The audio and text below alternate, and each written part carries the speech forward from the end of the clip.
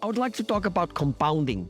We all have heard about it, compounding interest, how powerful it is. Most of us have at one point or another heard that it is the eighth world wonder, and yet it is actually so out of our mind, it is so unreal, so powerful, one could say, that actually very few of us can ever think with it. However, I don't want to just talk about the fact that if you want to have one penny and you double it every day, you'll be ending up with, I think it's $15, $16 or something $1 million by the end of the month.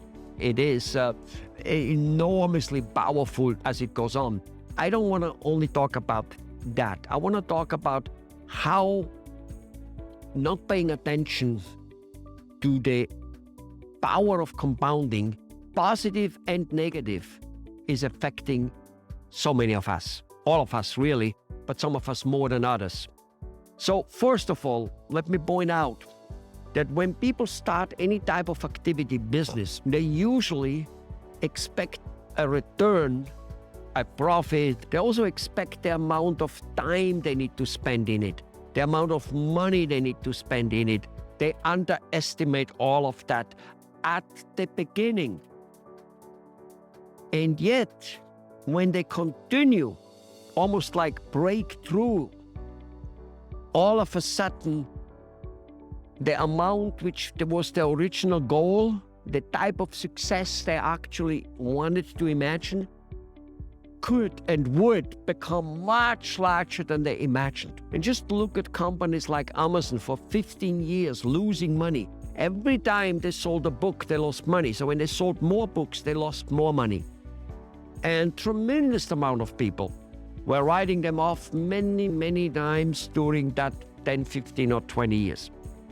Some people, of course, were not writing them off. Otherwise, Mr. Jeff Bezos wouldn't have kept raising money on the stock market and people putting money in it, despite it being a losing proposition. That's a good example of how compoundness works. They kept going. You make $1,000, you make $1 million, you put it back in, and you borrow another $1 million on top of it in order to go through. Look where he is now and where he will go with the event of the whole internet. And him not having invented any of it, even stating that he didn't, but floating on it. And of course, he has in the meantime made so many things happening in it that a tremendous amount of people, millions of people float on it. And I'm not talking about the customers. I'm talking about people who are making money with and because of Amazon. And this is just simply how it goes. Now, let me also tell you, some other things. So most people underestimate that. And also, let's take the negative part. Most people underestimate the let's do it tomorrow, let's not do it today, let's wait for a better opportunity, let's make sure this is the right opportunity. And as Warren Buffett calls this type of attitude is sleepwalking through life. And he says that's like saving sex for the old days, and it doesn't work. In a compound way, your ability to have sex will simply get worse. In a compound way.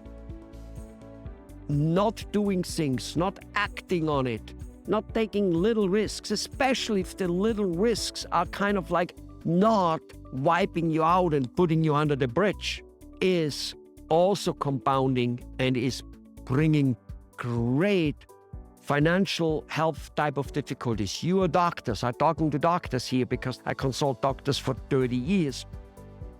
You see it every day with patients who don't take care on their health. Lazy, slappy, whatever it is they do in the part of which they don't take care of, usually many parts. And then they wonder why not only their health part falls apart, because you can't really have a health part, body part falling apart without financial part falling apart. And in the end, here's what I want to tell you. Do not underestimate the effort it takes for a good exit strategy. And do not think that one doesn't need an exit strategy. There's no person on the planet who doesn't need one. It is again a well-known thing that you should have 2, 3 and multiple incomes minimally in order to, for what if something goes wrong with one? The pharmaceutical industry, the governments with regulations, the people not having money. All kinds of shit can happen. It has happened, it does happen.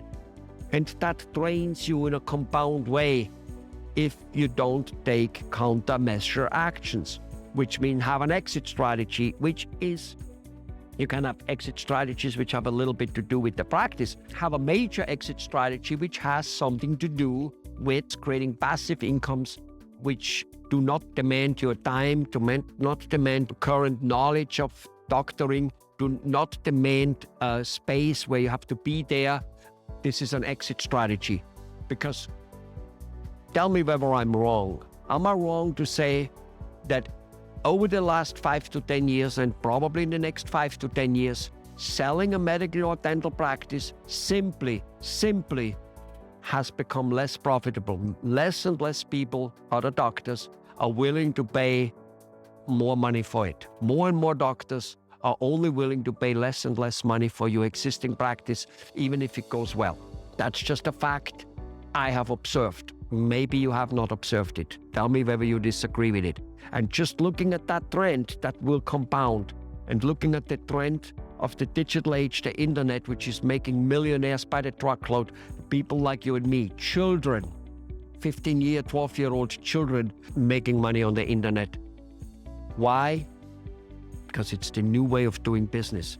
Nevertheless, do not underestimate the time it takes. Don't let anybody tell you it takes 3 months, or for that much 5-6 months. It takes 2 hours a week, or for that much 2 hours a day. Absolutely, positively not.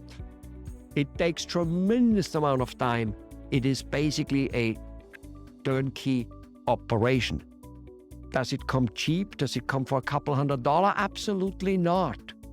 Does it come extremely valuable? Yes. Keep in mind, people always expect more to the begin, and by doing so, they stop too early or never even start. Give us a call and find out what can be done. Find out what effort it takes. Whether the effort is physical work, whether the effort is money, whatever it may be. Even if for some reason you will not sign up with us, chances are high that you don't.